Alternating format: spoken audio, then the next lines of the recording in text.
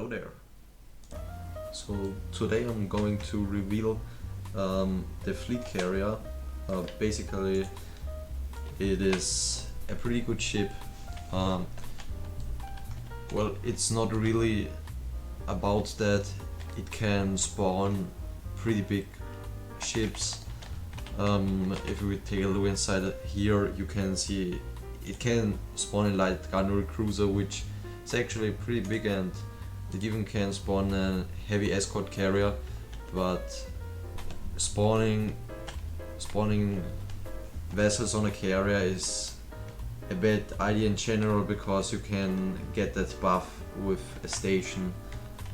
But on the other hand, you can also spawn every strike craft, which is pretty good.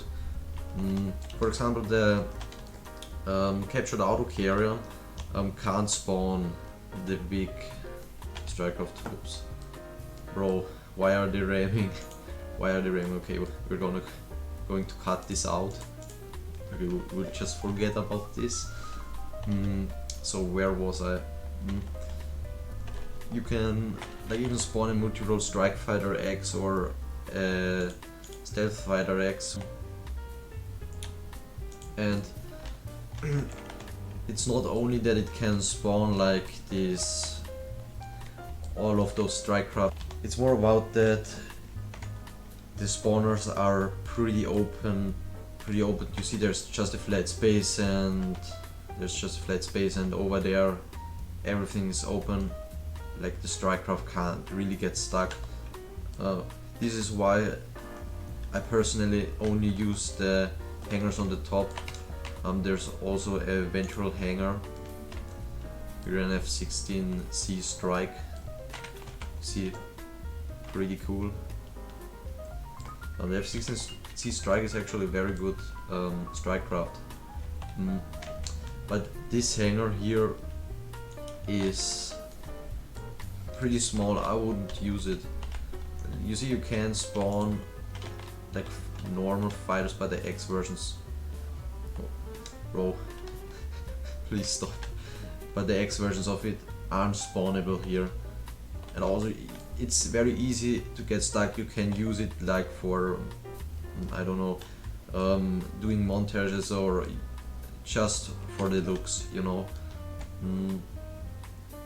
And yeah, in my opinion, the fleet carrier is the best, like by far the best carrier. It doesn't have the strongest weapons. I mean, it has a bunch of HE, AA shells. These are very many. They can do pretty much damage, but the problem on this is that if you shoot it in a laggy server, it will just take a bit of time till it actually fires, and you will probably miss your target. And yeah, but it still does some decent damage, and you can also do the chaff strategy with it. You can, and most of the time it isn't needed if you're like playing with a group of players. The fleet carrier is pretty much just there for many people to play with each other. Like, if you're like playing alone, I would recommend the heavy escort carrier, because it's just much smaller and you can spawn most of the strike craft on it. But for, let's say, for more than 4 players, it is a pretty good choice. It also has CVIs, which I haven't used a single time. I don't know how much it has. 1, 2, down here, 3, let me see, 1, 2, 3.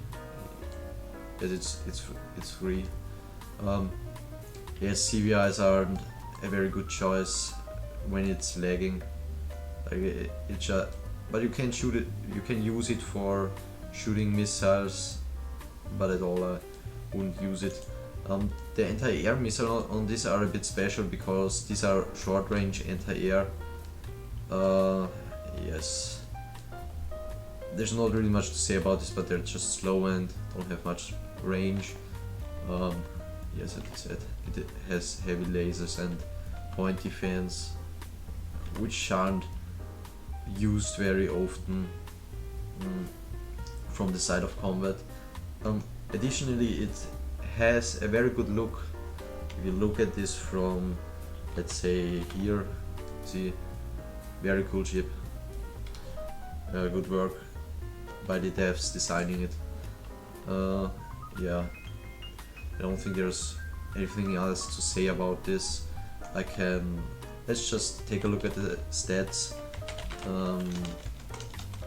I go to the starbase for this.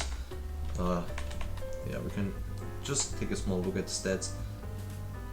Okay, let's see. Fleet carrier. Oh, we have a lot of HP with 9000 HP, which is very much. It's not extremely much, and for instance, a heavy escort carrier has 5000, which is also very much.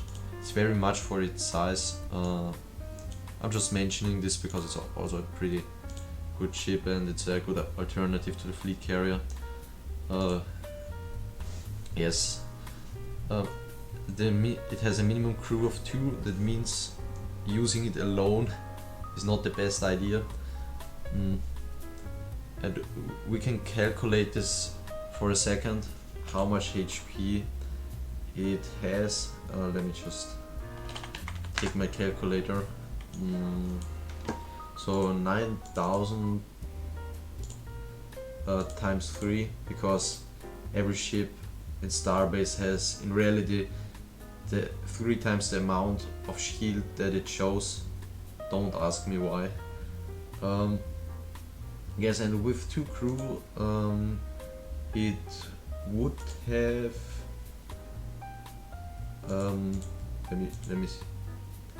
me see, around 60k HP with a crew of 2. But if you spawn it from a station, it has 3 times the amount. That means it's 180k. So this thing is pretty tanky, but the problem is it's pretty big and you can get hit very easily. And if someone does chaff strategy on you, you're just pretty much done. Yes, that's everything we can say about the fleet carrier. The speed is pretty low, and also the disadvantage of this thing is that it has no boost. It is often missing in like battles, but yes, it's still a pretty decent ship and it's good for huge scale battles. Yes. Now I'll just show you some practical examples of this thing. Means some videos of battles. Yes, enjoy it.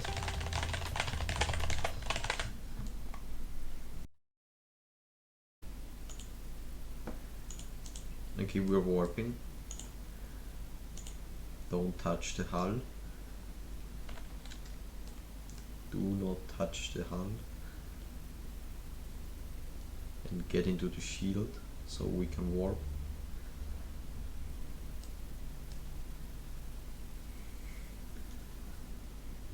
Okay, it's right in front of us. The 2 assault carrier drone. The 2 in front of us. These are the targets. Okay. Maybe you managed to nuke it, but that's going to be a challenge. Yes.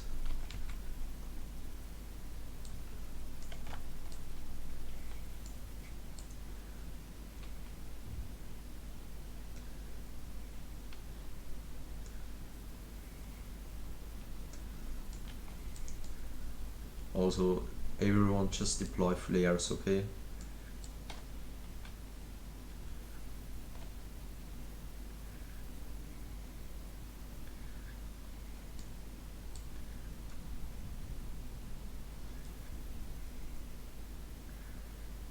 Oh god, a nuke.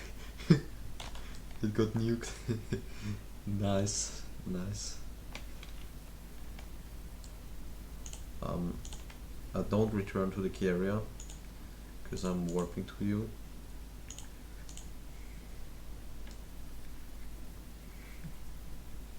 Yes. Man, 2 nukes. Don't chaff us. You just saw what happened. Bro is not even doing 1%. Okay, you can chaff it, you can chaff it.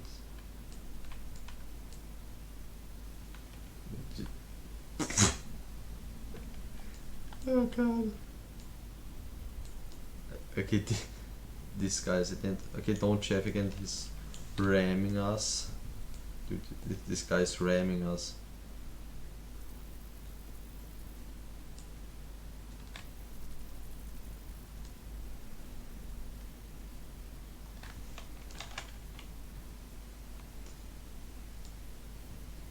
Okay, but it didn't really help him. It didn't help him. Range of your missiles isn't very much. It can get distracted very easily. Okay, they're pretty dead now.